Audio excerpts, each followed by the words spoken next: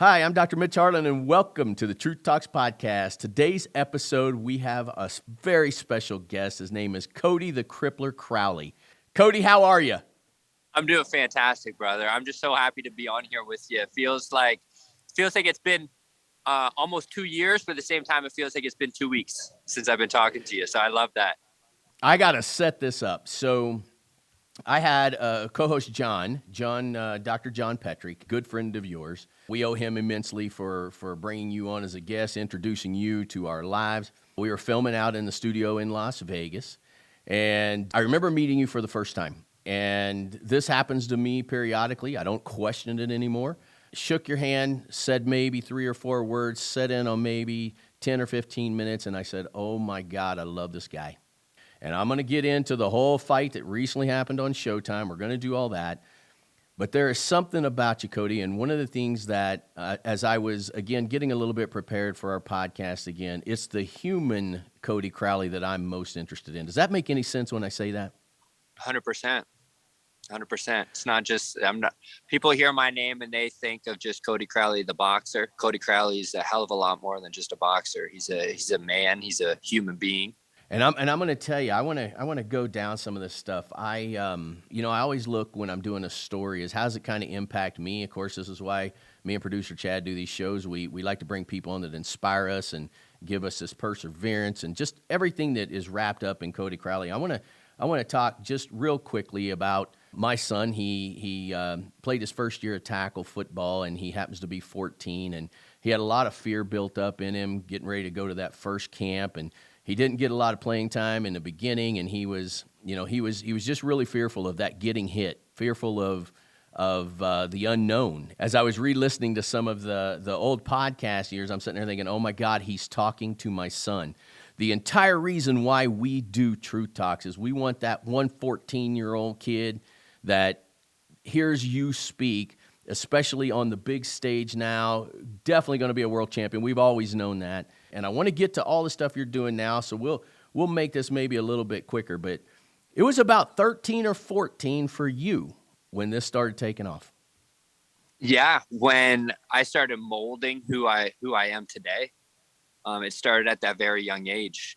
I was a child who, growing up, had no self-confidence, very, very insecure. And I kind of thought, the whole world was out to get me. I was always living in fear of not being accepted, fear of not being the cool kid, fear of disappointing people. And I was lucky enough and blessed enough to have a father who, and a family who wanted to see me do better, and in a nice way, a polite way. My dad, he said, well, I'm putting you in kickboxing to stay in shape for hockey. Right. When I know deep down it was to let a man come out of this little child.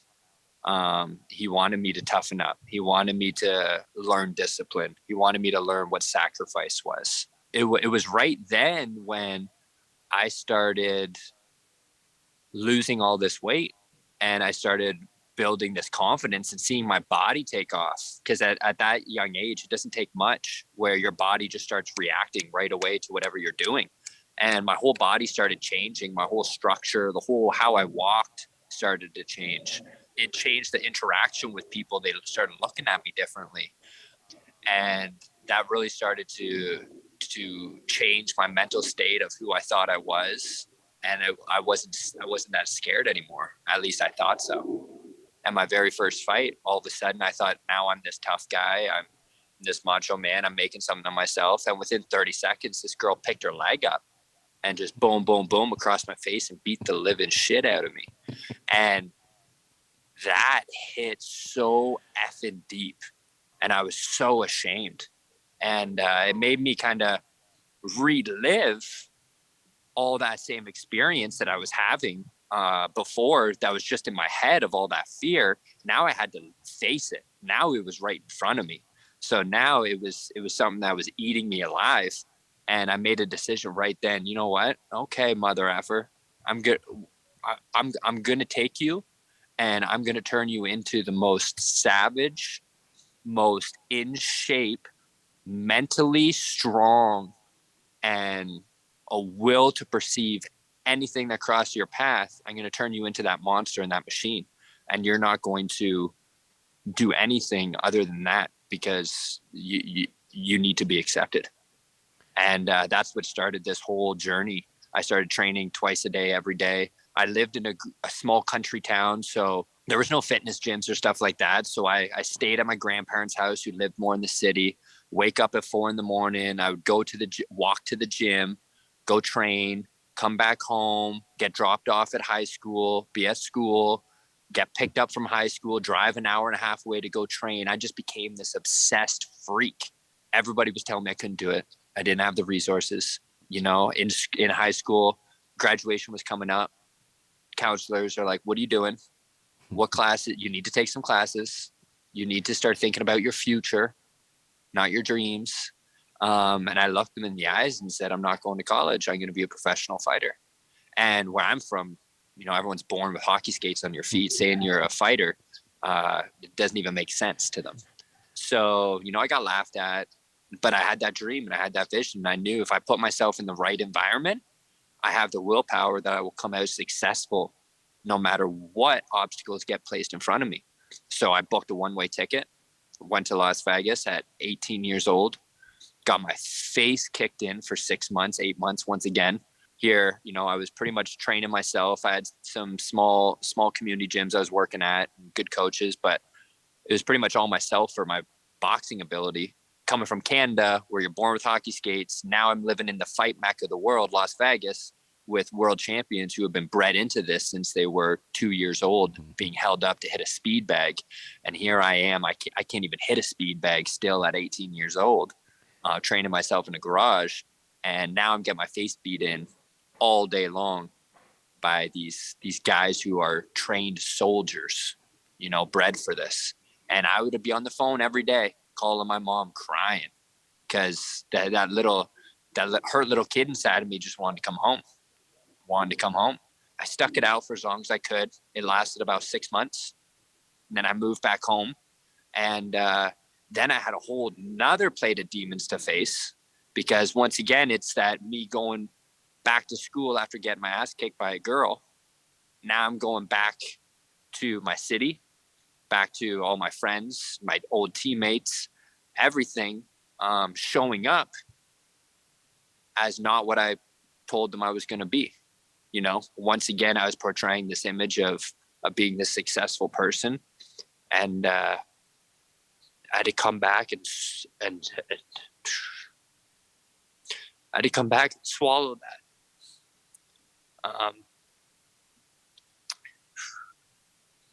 Still emotional. Yes. That taste of failure is it's never fun, but it's needed. It's needed to show you and ground you to what's real, what matters. And so I came back and I got plastered right in front of my face. Everything I preached, everything I said I was going to be. And then I was a walking example of the opposite. That was very hard for me to swallow, because my whole life I was doing all this for everybody else. And in that moment, I realized the only person it actually mattered to was me. And I let myself down. Totally let myself down. And so, of course, when I realized that, the snowball formed more. I went downhill. I started getting into drugs.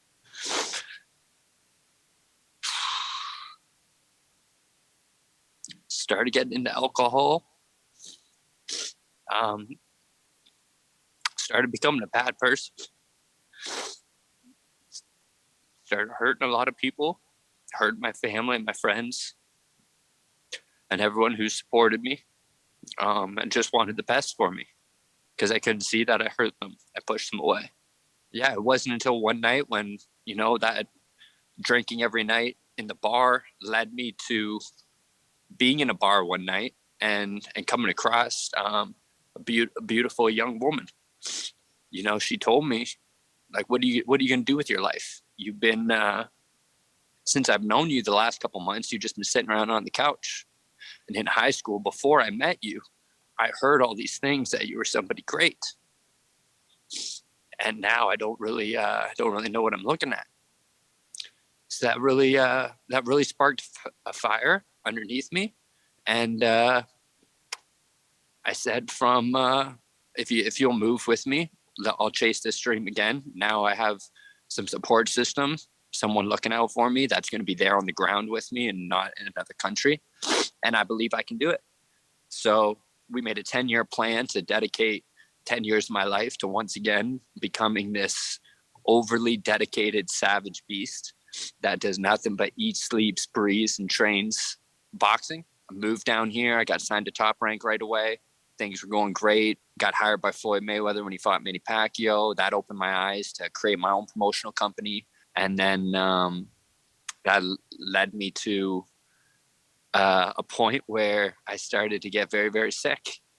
Once again, my body started shutting down because I wasn't listening to it. I was oversaturating it with caffeine, with stimulants, with overtraining, not listening to my body because I was so relentlessly convinced that I had to become a world champion to be successful, to once again be accepted. Then I started meditating. I started doing some breath work.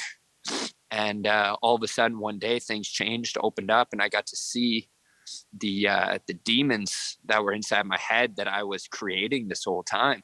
I got to see memories that happened to me as a child, 5, 6, 7 years old, that I totally blocked out, that I didn't even realize existed. But that's what created my fear. That's what created my this obsession to be accepted by everybody else. So I started working through that. Next thing you know, my body started getting healthier. I started becoming happier. I started to have way more fun outside of the gym. Everything in my life just started to fall in line. And now I'm right at the top of my career. Everything I had to go through created this internal strength and gave me this ability and awareness over my body to handle myself in any environment possible. Like any environment, I now strive in environments that most likely destroy another human being. I understand that the only thing that's constant is change and being uncomfortable. So I strive to be uncomfortable. I strive for change, and I strive for growth and expansion. That's where I'm at right now. And I'm this close to finishing out that 10-year plan and becoming a world champion. And really just truly leading by example. Whatever, if somebody wants to follow that and they think it's a cool example, sweet. If you don't, that's cool too. We're all just our own individuals and our own beings, and we got our own universes going on. And, I think the reason why you were saying that we just connected and you resonated a lot was you seen a lot inside of me that you see and recognize inside of yourself. It's true. It's true. And I kind of actually feel like I got you on the ropes right now. Kind of feel like I got you in the corner, and I'm going to get ready to punch real hard here. I want to take you to a couple things that you said before that smacked me in the face. I want to take you back to a moment in time. Floyd Mayweather gives you the call, his team. You're in the ring, you're waiting 3 hours only to be told you're too tall. Then they tell you, strap them on, you're going to go. But they didn't say Cody Crowley. What they said was, hey, Canada, you're up. They didn't know your name. He didn't know anything about you. But tell me what the conversation was after however many minutes you went toe-to-toe with probably the world's greatest pound-for-pound fighter. Well, actually, it was a little bit longer than that of a wait. I showed up the first day, wait 3 hours to get told that, I'm too tall and to go home. But I didn't go home. I stayed. And then I showed up the next day and stayed. And the next day and stayed. For 2 full weeks, I sat in the corner of the gym and no one paid attention to me. I was just sitting there. And it got to the point where I just thought everybody forgot about me. You know, they didn't even realize I existed in there, just sitting in the corner with my boxing bag, with my wraps and my gloves. And it was literally 2 weeks later where I was just sitting there, probably playing a stupid game on my phone, trying to kill time or whatever. Yeah, that's what they said is Canada, you're up. So that shook me right off guard. And right before that, you know, we were waiting 3 or 4 hours and people were saying that Floyd's coming in to kill somebody because something bad happened that's got him in a bad mood. So they feel bad for whoever's up. And so I'm guessing that is another reason why they said, Canada, you're up. We need someone to beat on. So there's no better person to pick than the guy who we don't even know his name. Right. So when they put me in that ring and we went, 38 minutes straight continuous fighting, and this man gave me everything that he possibly could give to a guy that he doesn't even know his name, I really don't think there was much to say after that. And that is why after 38 minutes of me standing there taking everything, the only thing left to say was to put out a hand and shake my fist and then walk out of the ring. No other words were described, just a handshake, walk out of the ring, finish this workout, and then I'm back. And I solidified my spot and position for the rest of that camp as a chief sparring partner. And then when Floyd fought Conor McGregor for one of the bigger fights, once again I got that call to be there and help this man out. So sometimes there's no words that are needed. It was a pretty bizarre feeling because I remember even at the time, once again, I was in there empty-handed. Me and my coach, we have such a great relationship, him and Kaysen, that I always have, it's like, I'm never going to battle alone. I always have the second piece of armor behind me, but there he couldn't be there for some reason. And I remember I had my friend who's a chef here in town in Vegas. He's a 60-year-old Italian chef.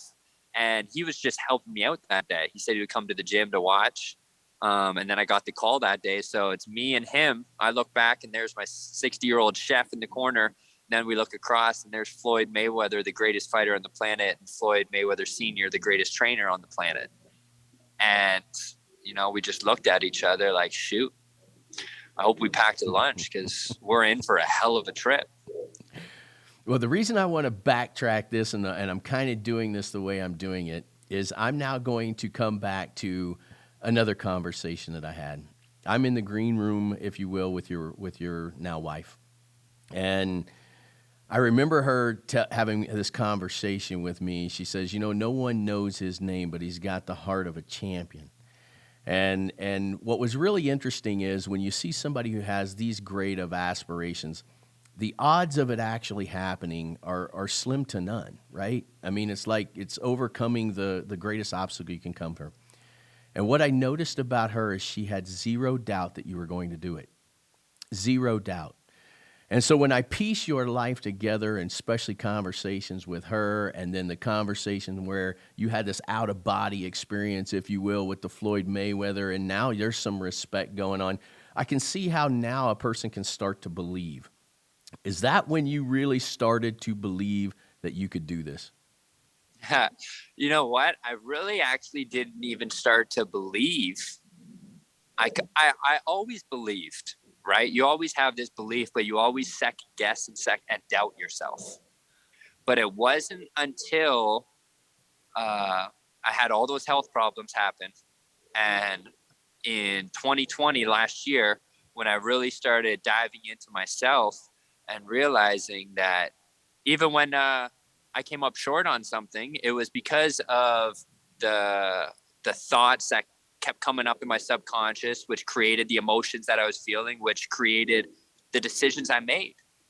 And it showed me that anything is possible. So I need to bring all those characters to the party and let them all come out and express themselves. And I'm going to be able to accomplish a hell of a lot more. And I can see that. And I've seen that transformation in you, which then leads me into the next category. I see there's another major passion that you have, and it's getting people healthy. And tell me a little bit about your passion with that. Yeah, well, I started really understanding that what I was doing using food was numbing a lot of the emotional baggage that I was carrying. We're always feeling things. We're beings of feelings and emotions, of vibration. So whether we do anything, overwork, have to get up and go run 10 miles, have to go eat a whole pizza, whatever, we're doing things to numb ourselves from just being and feeling what we need to feel, right? And I started going and gaining 40, 50 pounds in between fights, and then I'll be harder on my system to get it off. And that was causing more health issues. So when I really started looking at the nutrition as to why I was doing it, what am I covering up? What's the root cause of all this uncomfortableness that I don't want to feel? So I started looking at my own body like that, why the health issues were coming, what I was putting into it, contaminating it. And that was creating disharmony inside my body, which was creating dis-ease, which put it together is disease, right? So when I started piecing all these things together and realizing everybody's supposed to be happy, everybody's supposed to be healthy, really all these mental disorders, anxiety, depression, OCD, a lot of these diseases, diabetes, high blood pressure, kidney issues, liver issues, everything is all, I don't want to say all, but 99% self-induced. You know, we are welcoming all of that toxicity into the vessel, into the organism. So eventually, once the toxicity level builds up, it creates disharmony, which creates disease. And as long as we continue to clean out those bodies and only put in them what we're supposed to put in, it will always grow, and it will always self-regulate and self-heal. You know what I love about all of this when I hear you talk, and I think this is one of the biggest reasons why I resonate with you so much.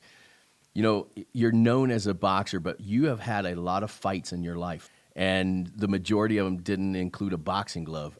But I did notice something, and it's call it crazy, whatever. I mean, obviously, since that meeting, I've just watched you, and I've watched you develop, and you fought harder than I've ever seen you fight this past weekend. It was nothing short of just an absolute domination.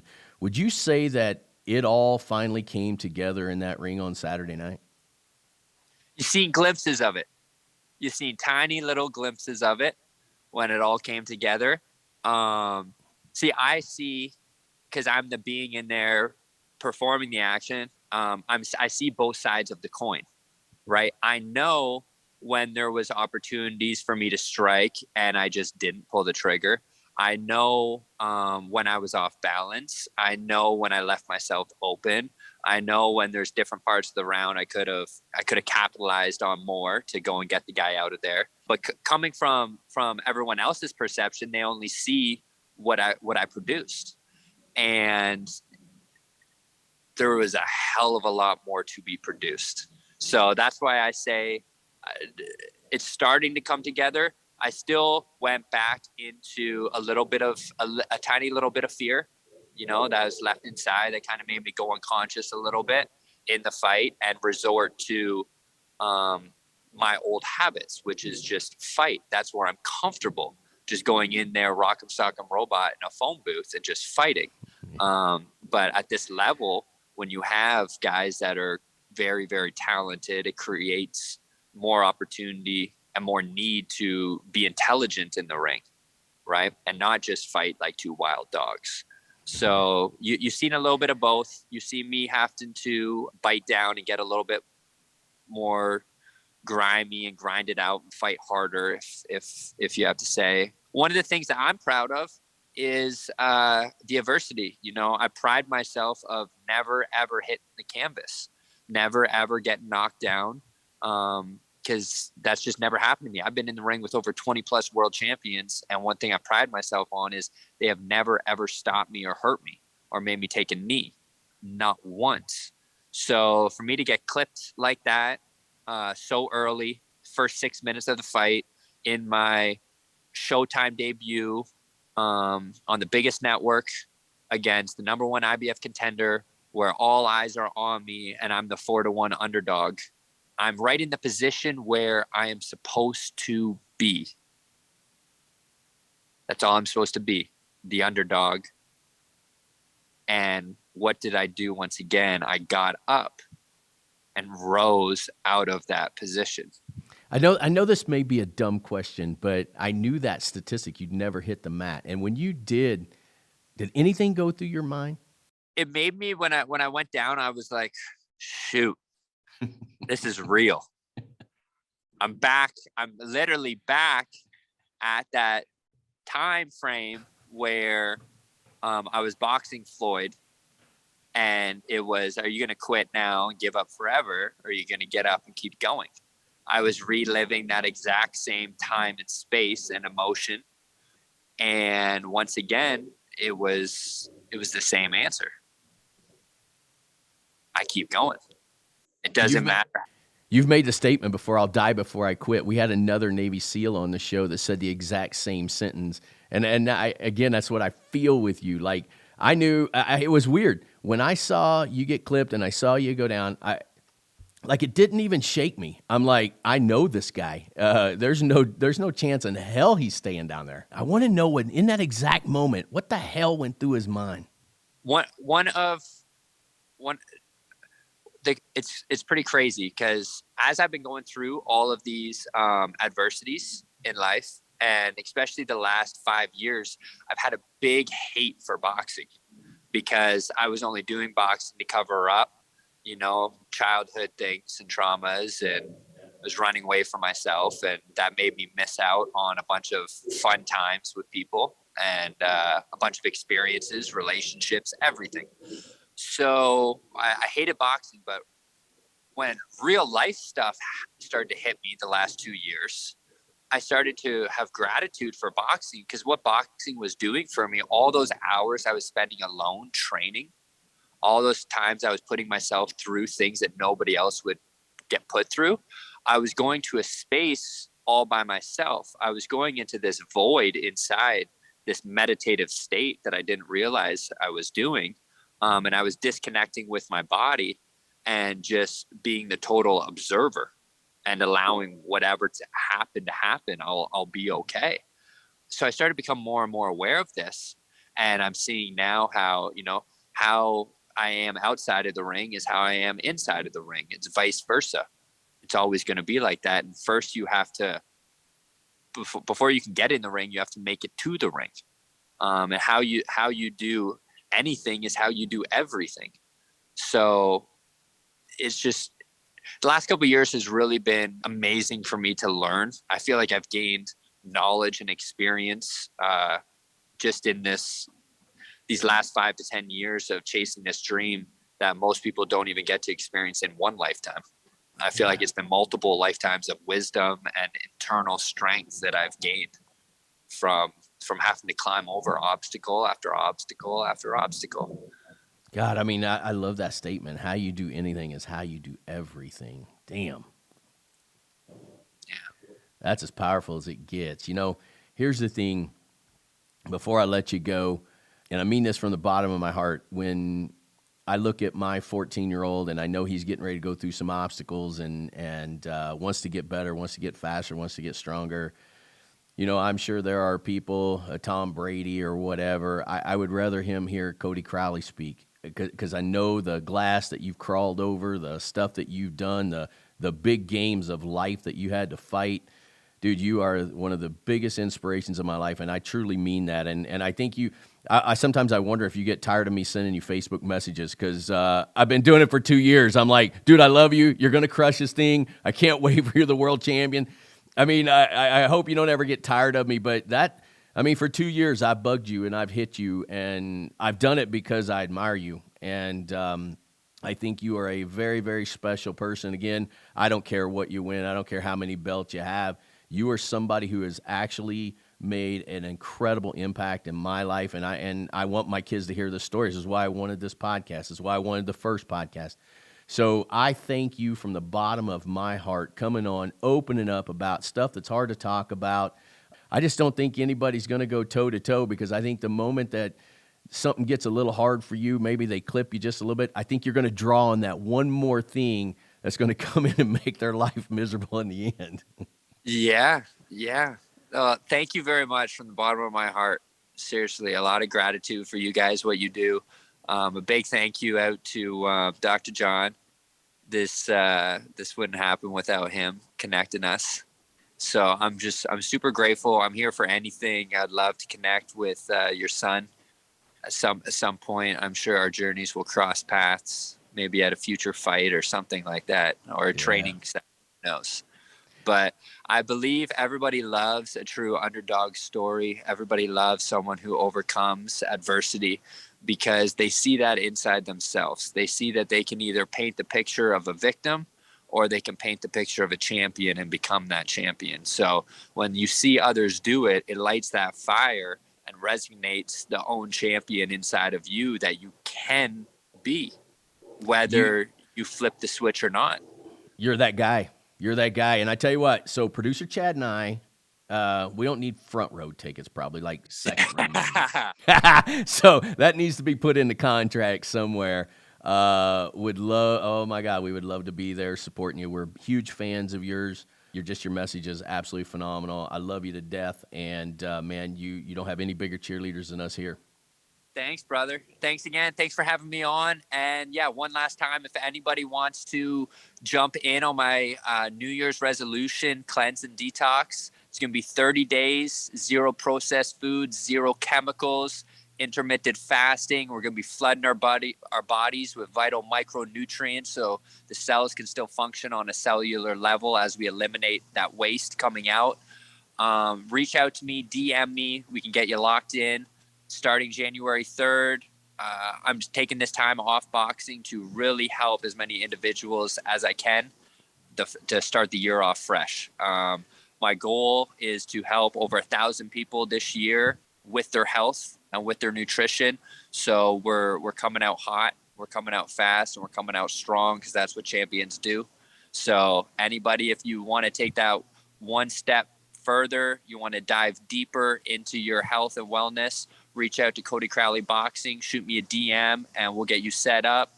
We're doing this as a group, so you'll have one-on-one access to me and everybody else that is doing it. I'll be holding you accountable. I'll be giving you extra motivation. I'll be giving you meal ideas, and I'll be giving you other little holistic health healing tools that you can throw in your toolbox and use anytime when some anxiety creeps up, or some food cravings happen. And producer Chad, I have that stuff I'm giving to him. He'll put that on here on this podcast as well. So he'll light it all up. Guys, I appreciate your support. 2022, you are looking at the new world champion of the 147 welterweight division. You do it, brother. You do it. Thanks, brother. All right. Thank you so much.